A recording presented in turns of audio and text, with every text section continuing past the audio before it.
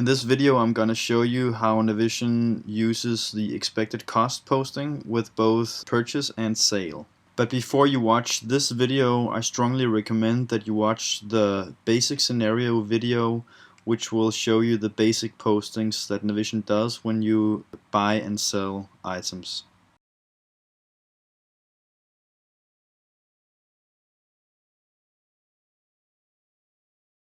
But first I'm going to go over all the postings on a number of slides. The two for purchase will be a receiving slide and then an invoicing slide. And then on the sales side, I'm going to use a shipping slide and a invoice slide. And this should give you a complete understanding of the accounting and bookkeeping side and the reasons why Navision posts as it does. When you have a full understanding of how Navision posts in these different scenarios, I'm going to first show you how to set up Navision in order to perform this demonstration. And then I'm going to first make a purchase order, which I will receive and then invoice. And then afterwards I'm going to make a sales order, which I will ship and then invoice.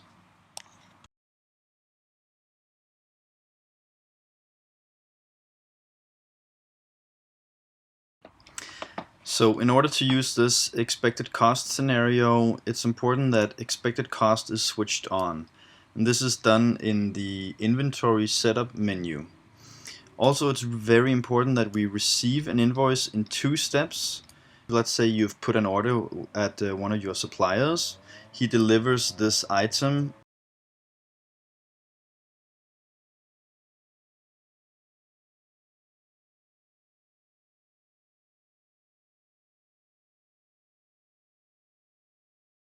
Then maybe 2 weeks later you receive the actual invoice from your supplier.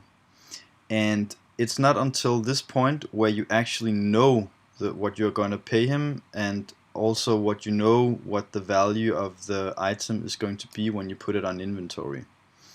So if you are to receive an invoice in one go, there's no need for the expected cost posting. So Navision will not post in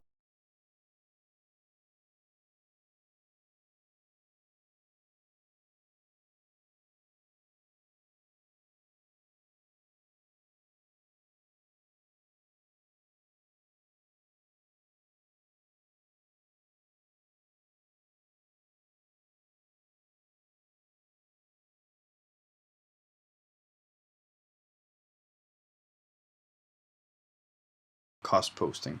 So you also need to purchase before you sell. I have another video where in the case where you actually sell your items before you know the price that you're paying, or put in another way, you're selling before you buy.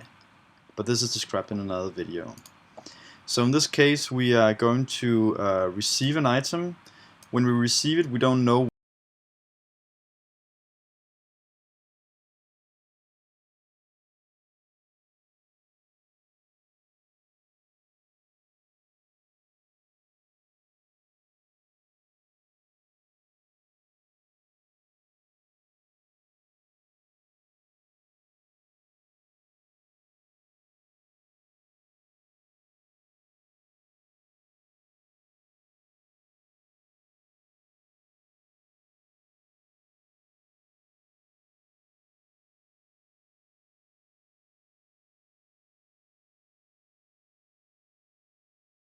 the shipping step until the invoicing step, because the $20 relates to the sale, and this expected cost posting is only relevant for the cost.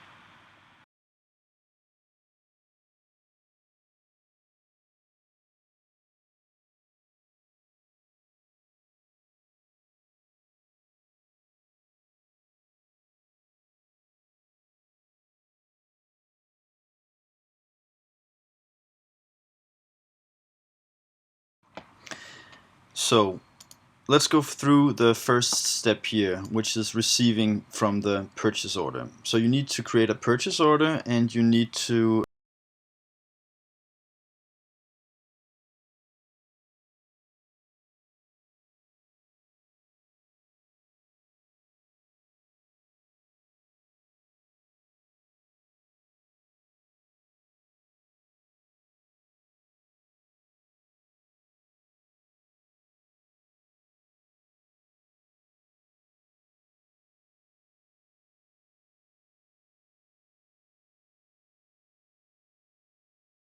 your inventory is worth more because there's one more unit on your inventory.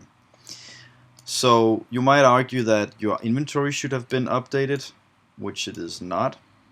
And the reason it's not is because Navision thinks, well, I'm not going to update the final inventory account because I don't really know what the value is going to be yet.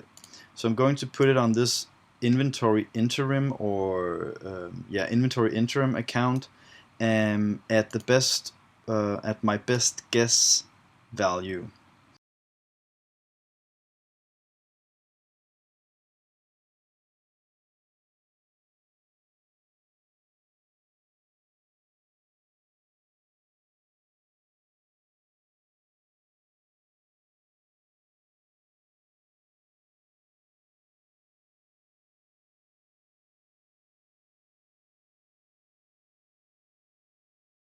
A value of 8.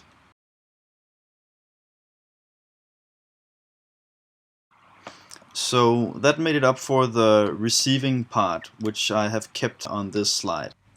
So in this scenario, we actually receive the invoice from our vendor, and it turns out that the cost of the item was $10 rather than the expected 8 that we expected previously when we received the item.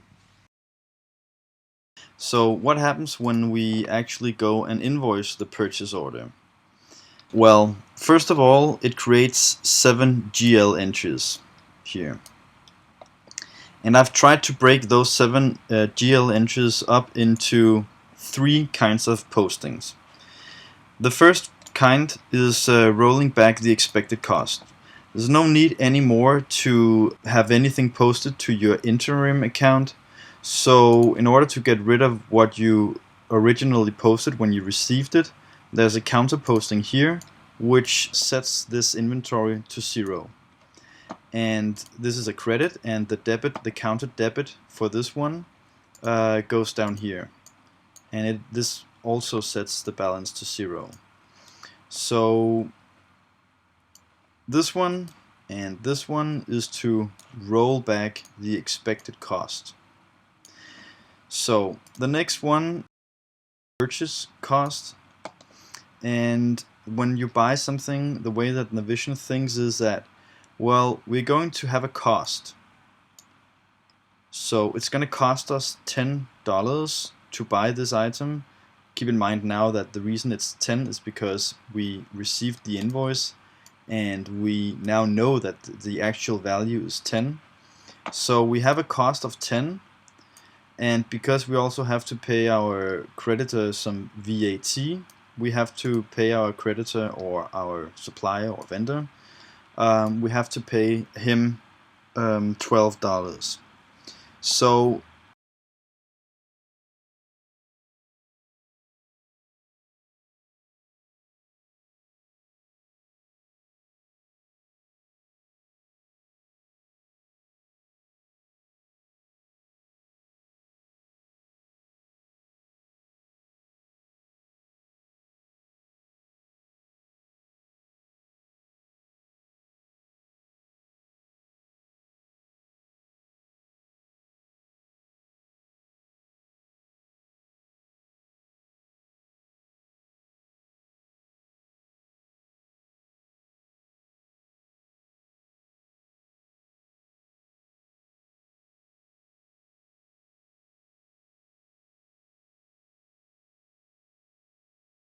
$2 back from the tax authorities, and also we've had no cost at all because these two cancel each other out.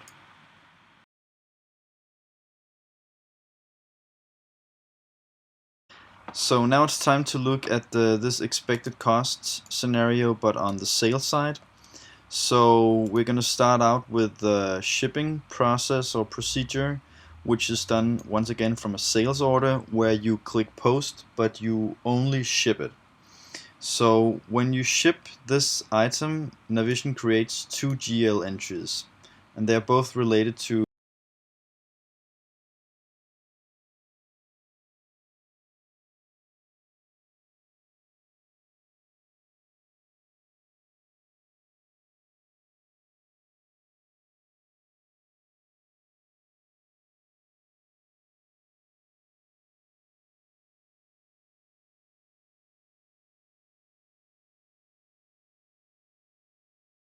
how can you think about the counter posting or the debit for this credit?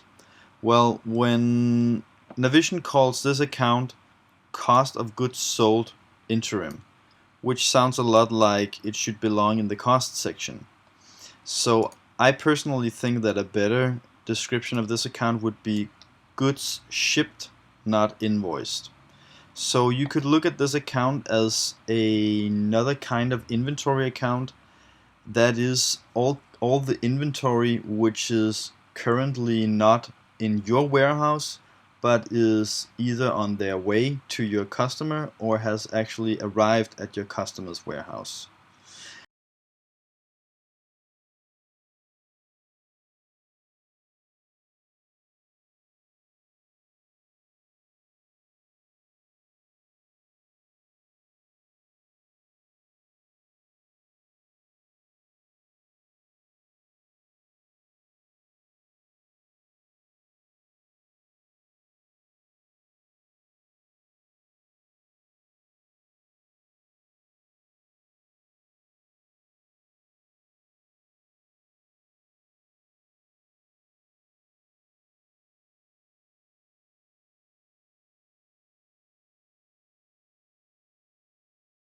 Dollars to the cost section.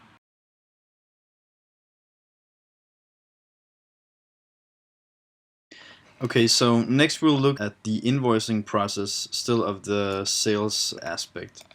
So when we invoice, Navision will create 7 GL entries. And as with the other examples, I've tried to break those 7 entries into 3 different kinds of entries. So if we look at the first one, the rollback of cost of goods sold interim. So basically these 2 entries down here, they neutralize or cancel out what we did when we shipped items. Now we know the real cost, so we don't have to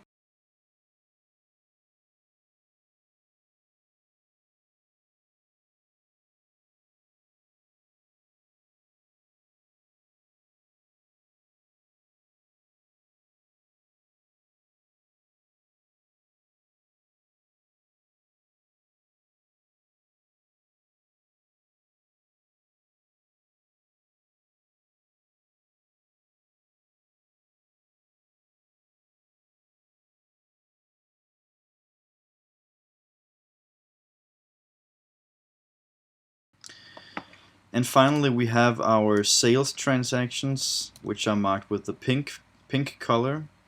And we have a sale of 20. It's minus because it's credit, so this is a good sale. We have a debtors or accounts receivable for 24. And the reason it's 24 is because we expect also our customer to pay some VAT, which we'll be able to pass on eventually to the tax authorities.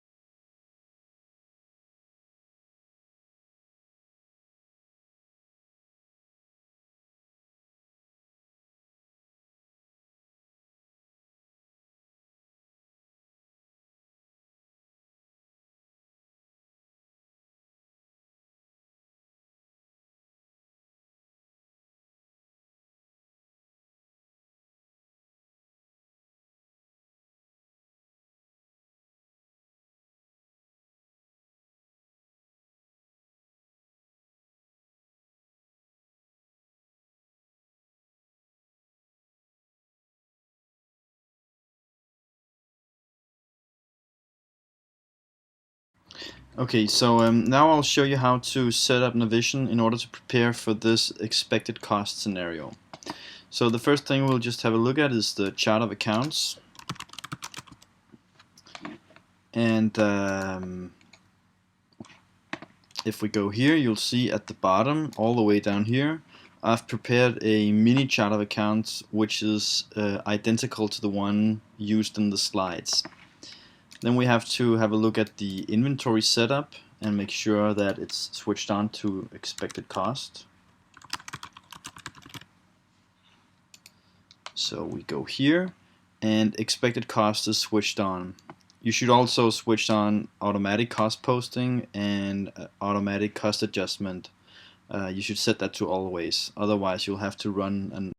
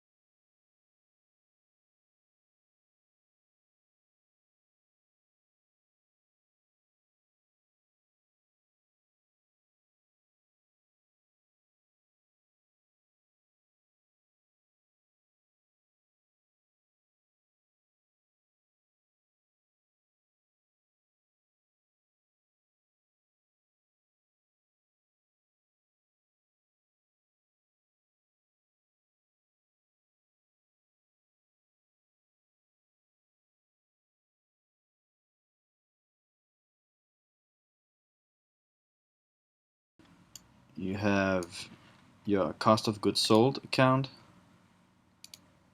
here, and you have your direct cost applied here, and the last two to be set up here in this. They're all pointing to the mini chart of accounts, and if you want any more info on this, you should go back to the slides. So then we have to check the inventory posting setup. And I've also created an inventory posting group here, and I'll just filter to that value so we only see that. You need to set up the inventory account and the inventory account interim. Then we have our vendor payable.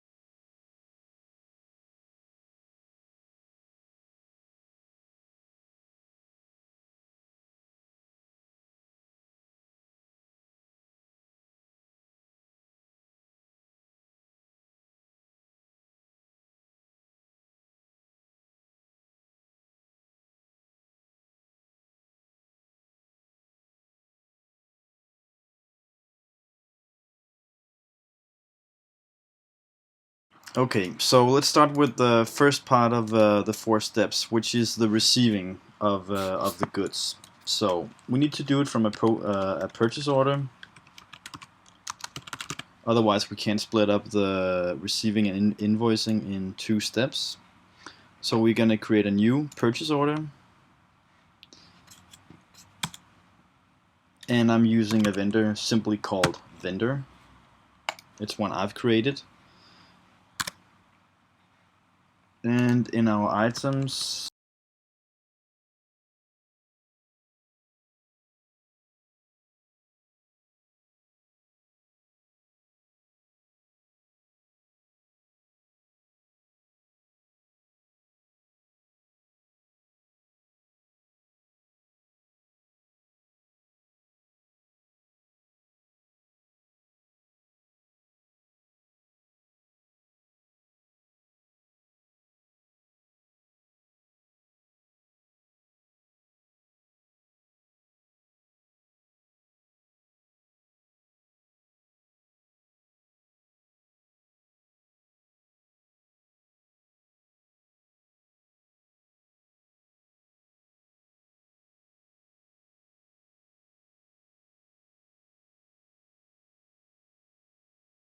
this order or this item, quantity received, that means that there's also been created a posted purchase receipt. So we'll just have a look at this and we'll navigate on that to get to our GL entries. And these two GL entries are exactly the same that I went over on the slides. Looks good so far.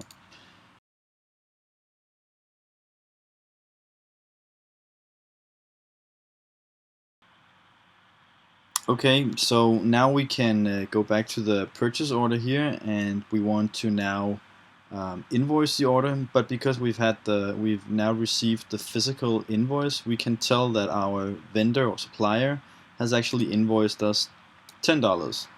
So we'll just change this.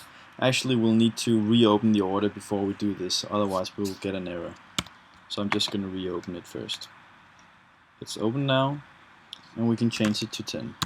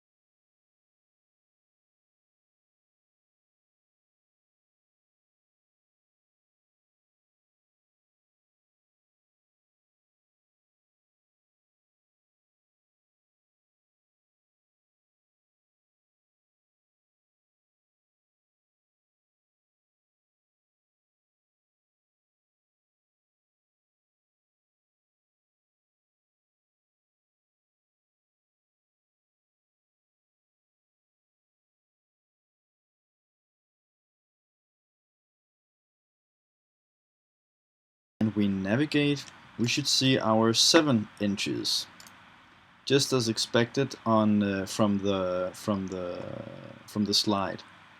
So we have some entries that back it out of the interim inventory.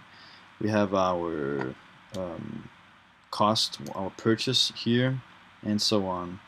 So this is the actual cost, the $10 that we know when we invoice it, and these two up here were in order to back it out of the interim receiving accounts, just as on the slides.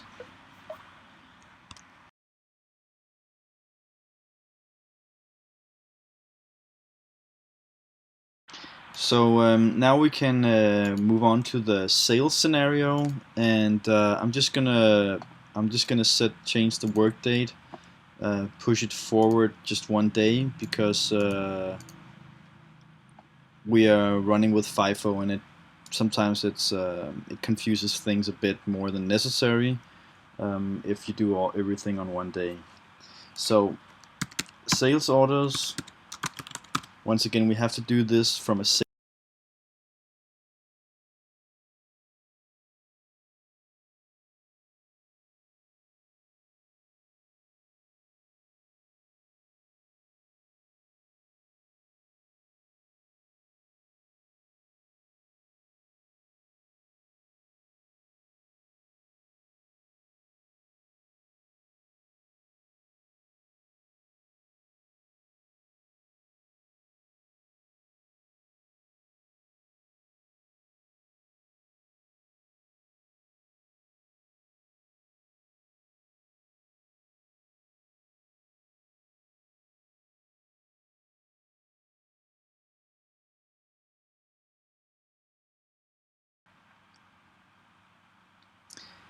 So this was on 1 day. We've shipped it now, and we can go and see the shipments connected to this order.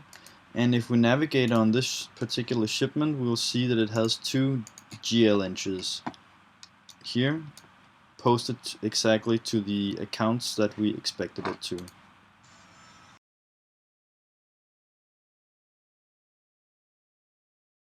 We can go back to our sales order and perform the last operation, namely the invoicing of the sales order.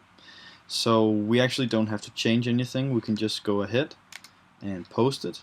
click ship an invoice or just invoice, enter.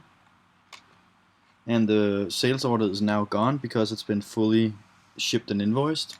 So we'll have to find it by looking for posted sales invoices and go all the way to the bottom here. So this is our invoice, and if we navigate, we've got our chair here. If we navigate, we'll see we've got 7 GL entries just as we expected, and we've got the number, the figures doesn't change on these costs. It's only the accounts that that changed. So it backs it out of the expected cost accounts and puts it into the cost of goods sold here and pulls it out of the inventory. And then you have the 3 sales entries here.